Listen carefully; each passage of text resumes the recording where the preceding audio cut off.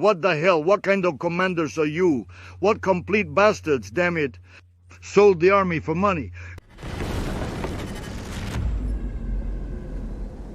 My friends, good evening. Today What kind of commanders are you, you absolute idiots? You sold the army for money! Z propagandist Yevgeny Golman spills a gem of a story. A certain Russian army captain zeroed out 6 of his own men after making a deal with their wives. The scheme? Send them to die. Split the death payouts 50-50 with the widows. Disappear with the cash. Russia. What a wonderful world. My friends, good evening. Today we will torment the soul. It wants a celebration. So, what the hell is happening next on the front?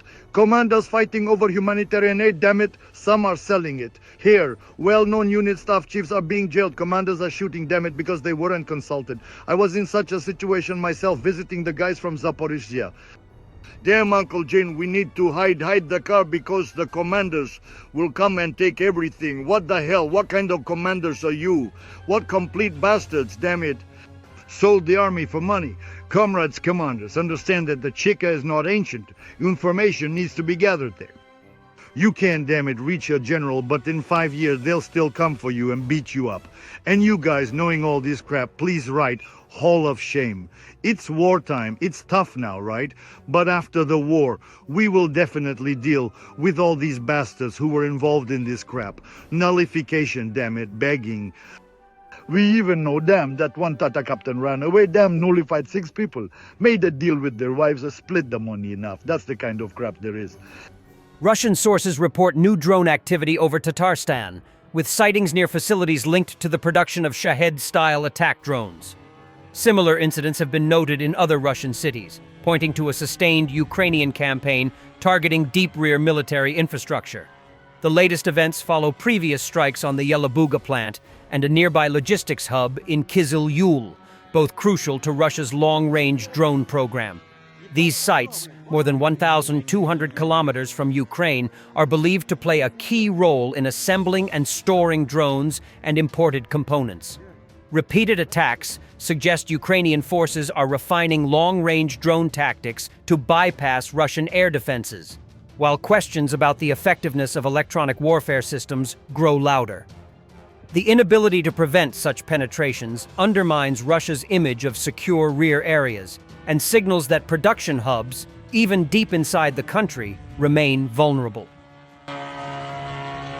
Another commentary on lessons that Russia failed to learn from the Russia-Georgia War in 2008 focuses on the Russian military's communication systems, which failed spectacularly at the start of the February 2022 full-scale invasion of Ukraine.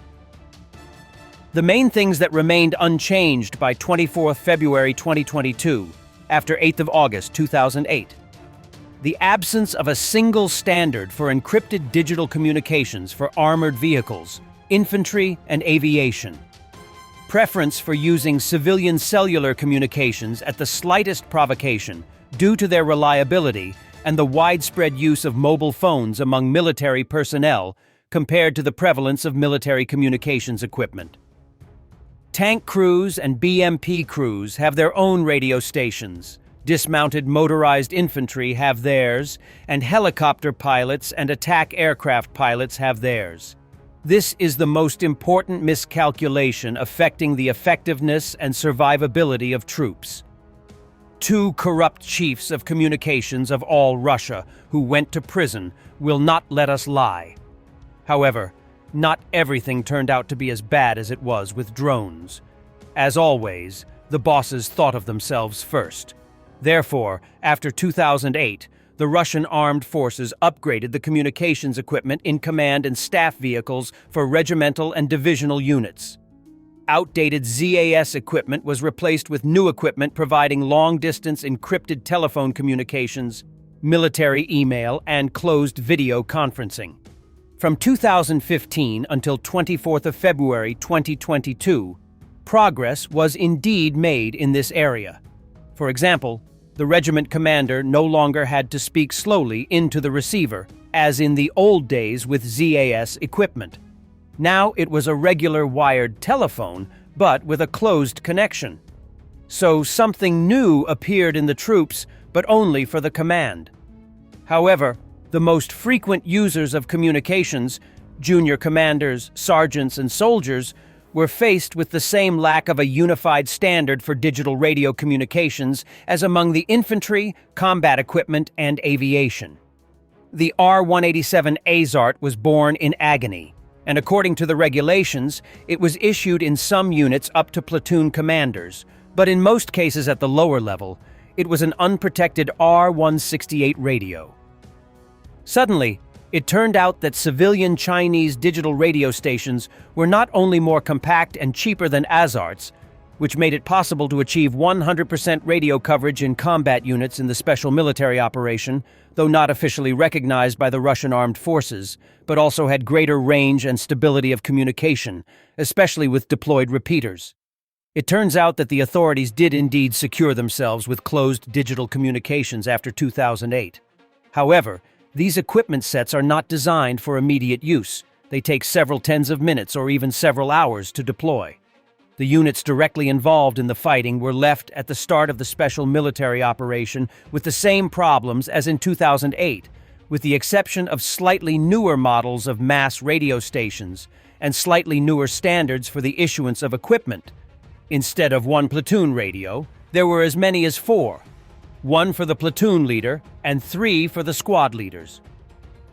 As for battalion-level wired telephone communications, the old TA-57 plus Blackfield telephone remain the main devices in our armed forces to this day, despite the slightly newer TA-88 model, which I had the opportunity to examine.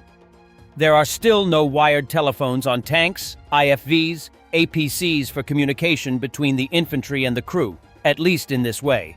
Although the Americans implemented this solution back in Vietnam. 2008 did not help our infantry in this regard at all. By the way, I recommend taking a look at the models of domestic military telephones on the manufacturers' websites. You will be interested to discover the existence of disc telephones used in the battalion regiment and even regiment division links. They cost a fortune per unit. Since August 2008, perhaps a couple of models of push-button telephones a la the late 90s have been added to the civilian sector. The topic of interaction between infantry, artillery, and aviation will be discussed in separate articles and is not limited to the topic of communications alone. Last night, Russian invaders carried out a missile strike on the grounds of one of the training units of the Ukrainian ground forces. The press service of the Ukrainian ground forces reported on this. It was noted that the personnel had been properly alerted immediately after the missile threat warning signal had been received. Despite the security measures taken, during the movement to equipped shelters and bunkers, a group of servicemen came under the impact zone of cluster munitions, the statement said. At present, it is known that 1 serviceman was killed and 11 others sustained injuries of varying severity. An additional 12 servicemen have sought medical assistance with complaints of acoustic trauma and acute stress. Emergency services are working at the site. The wounded are receiving all necessary medical assistance promptly, the press service noted. The command of the Ukrainian ground forces expressed its sincere condolences to the family and loved ones of the fallen servicemen. They added that, in order to protect the lives and health of the defenders, continuous efforts were underway to equip training centers, ranges, and other military facilities with reliable shelters. Also, additional security measures are being implemented to safeguard personnel during missile and air attacks by the Russian invaders.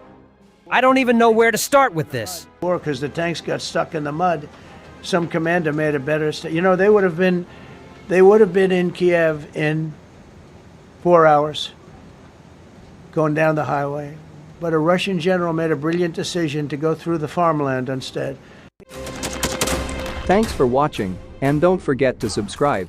Also, if you want to support Warthog Defense, please become our member and get early access to new videos, exclusive members-only videos, and become administrator in comments section. The membership link is in the description. Rescues every day. We had a guy last week at 6 rescues in 6 days. He's doing the job every day.